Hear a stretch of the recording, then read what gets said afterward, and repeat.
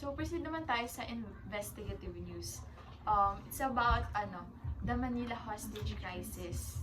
Way back 2010 kasi, merong tour bus, and naglalaman yun ng tourist na 20, tatlong Filipino tour guide at isang driver. And nung pabalik na yung mga tao galing sa saan nga ulit yun? Fort Santiago. May sumabay na isang lalaki, nakapang-pulis. And sabi niya nung una sa bus driver na kung pwede lang sumabay ng libre. And hindi pumayag yung bus driver, pero hindi siya umalis. Ginawa niya, dineclare niya dun sa mga tao na hostage ko kayo, ganyan. Tapos ayun, pinadrive niya dun sa driver papuntang Quirino Grandstand yung bus. Tapos yun na, doon na nagsimula dumating yung mga media kasi mga pulis, siguro kasi may mga nagre-report din. Ayun nga. Kasi nasa gitna talaga yung bus eh. Oo. Nasa gitna ng Quirino Grandstand eh. Tsaka nung simula nung nag-declare siya ng gano'n, may mga naka-video din na mga tao. Mga naka-ano. Kaya din nakarating agad din sa mga media, sa mga pulis yung nangyayari. Tapos, etong hostage taker, siya si Rolando Mendoza. Dati siyang pulis na napagbintangan lang naman siya. Wala pang Walang sapat na walang evidence. evidence. Tapos tinanggal na siya agad, wala na siyang retirement benefits. Oo, yun nga. Yun kaya sabi niya may sama ng loob lang daw siya. Kaya niya nagawa yun. Tapos yung na yung police tsaka media sa paligid, pinuntahan ng dalawang kasamahan dati. Pero nagpalaya siya, di ba muna? Pumunta muna yung dalawang kaibigan niya. Hindi niya kaibigan, kasamahan niya lang na pulis din. Tapos yun, nagkausap sila. Tapos may pinalaya na siya. Ilan yun? Six. Isang Filipino tour guide, tas yung mga bata. Anim na tourist. Tapos Filipino tour guide, nagpalaya siya. Tapos ang usapan nila ng dalawang kasamahan niya na pulis, gusto niyang magpa-interview Sa loob ng bus. sa loob ng bus.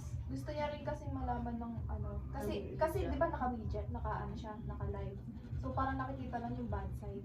Oo. Ay, kasi yun merong television sa loob ng bus. And ang niya, parang ang pangit ng side dun sa yung mga sinasabi ng media, taliwas sa niya. Kaya doon siya nagtawag ng media. Parang Kasi gusto niya Oo, maklear. kasi yung image niya, negative kasi yung pinaparating ng media sa mga tao. Kaya gusto niya magpa-interview. Para Yes. marinig yung Yes. side niya. Pero ayaw ng mga police. Ayaw ng mga pulis kasi totoo naman delikado eh. Delikado. Pero bigla siyang sabi niya doon, 3 p.m. no media, deadlock. So parang hanggang 3 p.m. daw, na, Pwede ba yung word? ganon. Kumbaga, i-estimate, Kikilitan niya ng buhay yung mga tao nandun. sa loob Pag ng walang bus. pinadalang media hanggang 3 p.m. lang talaga yung niya. Oh. Oo. Pero Ayun. sabi daw doon kamabot ng 6 p.m. Yung ganap. Bigla kasing dumating yung kapatid Kapatid niya. yun. Dumating yung kinausap kapatid siya. niya, nag-usap sila, tapos, yung kapatid niya naman, naglabas ng barel. May dala siyang baril. May dala siyang barel, tapos, nilabas ng kasamahan na pulis ni Mendoza. Doon na siya napag-initan. Doon na rin siya napag-initan. Kaya, Baka kasabot nung- siya. Ganun. Makakasabot siya. wait lang, ikaw na. Ano ba yun? Nasa nasa Kapatid. nasa kapatid na tayo, doon na tayo, na huhulihin siya, kasi kita, napapanood niya. Hindi pa yun. Katagalan pa yun. Pero yun na rin yun eh, kasi, Kasi inantay niya tapos na lang tayo sa 3 p.m. deadlock. Ay, hindi pa tayo tapos. Nagkausap pa lang yun. Oo. Ay, sama pa ba natin yun? Sinabi mo na eh. Ano si Sir? Sinabi mo na eh. tas ganito nga yun, di ba, pumunta yung kapatid niya sa, para kausapin siya. Tapos, nung pumunta yung kapatid niya, nakita nung isang pulis na may dala siyang baril.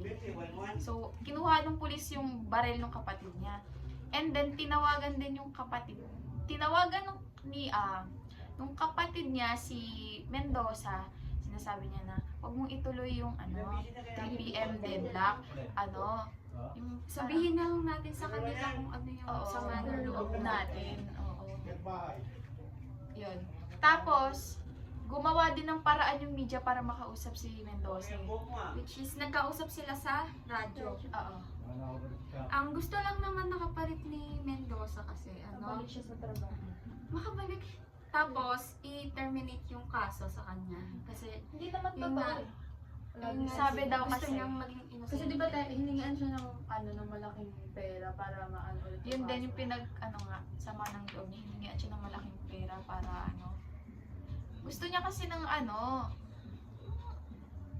maano siya ng maayos, magkaroon ng magandang process yung kaso niya. Kasi wala ngang naging magandang process.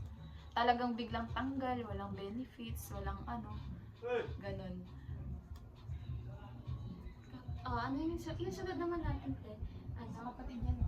hulihin ang kapatid niya. After nun, Tapos eto pa, nagbigay yung isang nakaupo sa kanya ng sulat na sinasabi na aasikasuhin niya yung kaso ni Mendoza. Tapos tagalit si Mendoza. Sabi niya na basura tong papel niya. Dapat sabihin daw sa kanya na ano ba 'yun? Gusto niya agaran na mawala na yung kaso. Diretsuhan ng sarili na hindi yung pag next yun yung kinainit niya. Sunod na natin yung hinuli na yung kapatid niya. Gabi na yun eh. Tapos eto, yung kapatid ni Mendoza hinuli ng mga pulis dahil daw merong dalang baril. so Yung iniisip ng mga pulis na baka kasabwat Oo, din siya. ganun. makakasabwat. Pero ang totoo, gusto lang din tumulong ng kapatid niya. Oo.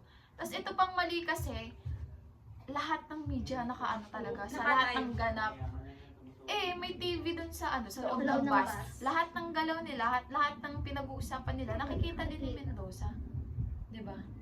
So ayun, lalong nag-init yung ulo ni Mendoza. Kasi hindi na nga ma-actionan ng mabilisan yung gusto niyang mangyari. Hinuli pa yung kapatid niya. Sabi ni Mendoza, kawalan niyo yung kapatid ko, inosente yan, walang kasalanan Parang yan. tinatrato yung bago. Oo, tinatrato niyo yung Doon siya nagalit talaga. Kaya Grabe talaga. doon siya kumipel ng buhay. Yung Tsaka din kasi, lahat ng position ng pulis, ng sniper, nakita niya. Dahil nga sa media. Pero ito, nakatakas yung driver. Oo.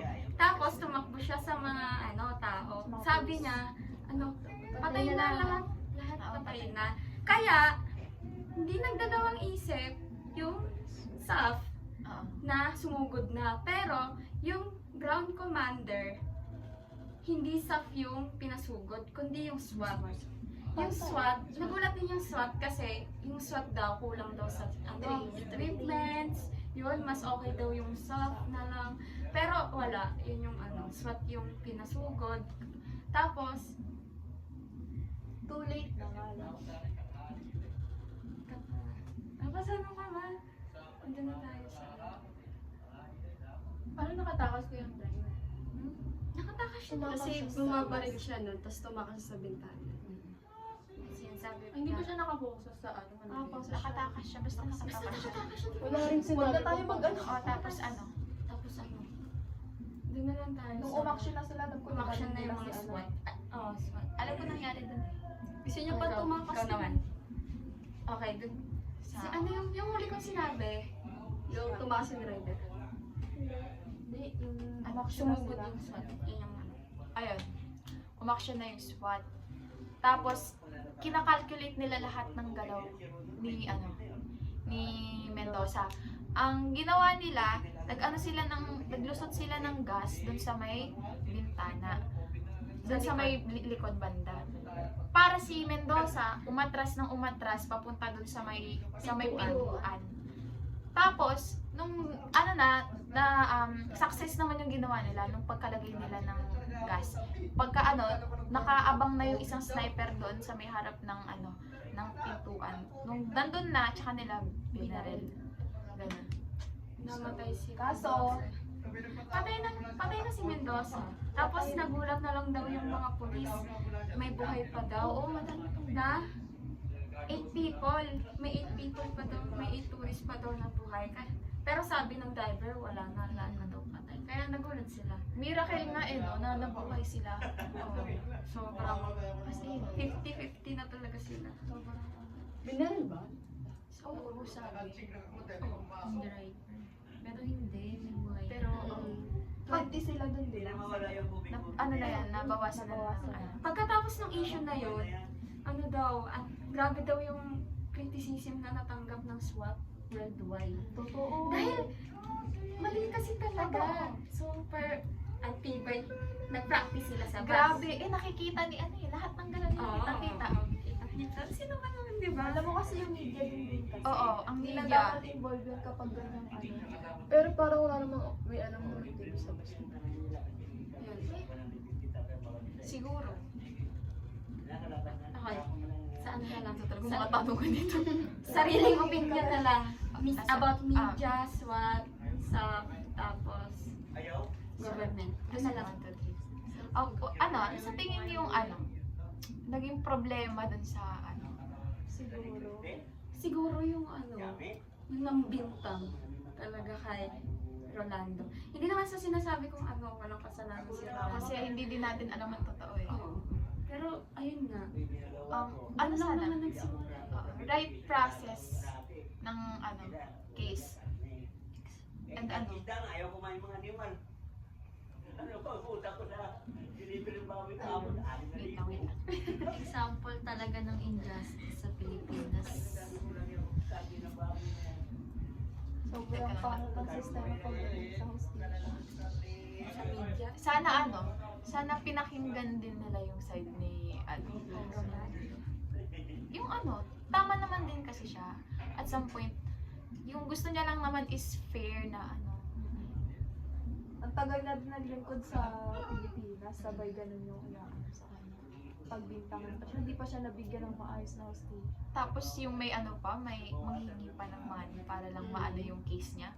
Diba? Diba? Sobrang nakakainit. Sobrang unfair. Minsan talaga, naano tayo sa kasamaan sa tawag dito. Ang tawag dun yung kapit sa patalim. Yung galit kasi natin, Oo. minsan nadadala tayo sa kasamaan.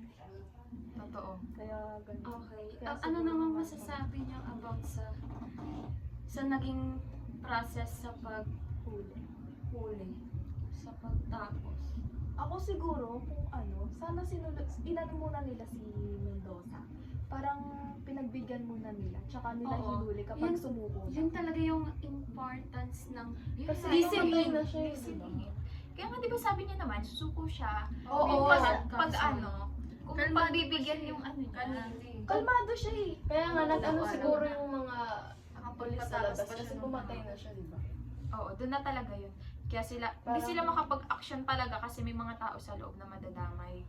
At saka kung di sana nila hinuli yung kapatid. Magawa sila ng mga Hindi siya actions na ma- makakapagpatrigger. Ayan, kasalanan na yan ng media. Media talaga. Media talaga eh. Media talaga. Pinakita ba naman yung mga position ng Kasi nanay? unahan sila ng ng live. So yun nga, in conclusion, kailangan talaga natin ng pakikinig. And syempre fairness, 'di ba? Lalo na sa mga nakaupo diyan.